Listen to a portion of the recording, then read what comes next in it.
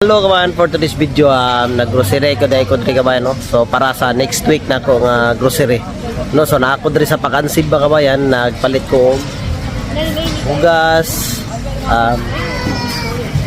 tahong, baboy. Yan, duha ka baboy. Tapos gata no, gata ko niya sa manok. Tapos atsal, dagko kay lang atsal kabayan. Oh, atsal. Ito kailang atsal. O bawang. Yan. Wala ko'y bawang dito sa balay. Nagpalit ko patatas kabayan kay para sa akong baboy. Muna yung ipalit kabayan no. So baang kung bugas kabayan 25 kilos na ang chick no. Yan. So nangumpra ko daan mga kabayan tungod kay para ugma. Dili na ko mangumpra kay mag-live ro bag ugma. Mag-live ko mo kabayan no. So kana lang mga kabayan akong update. So thank you sa mga bagong followers at saka bagong viewers no. So thank you sa inyong tanan. Bye bye, God bless sa ating tanan.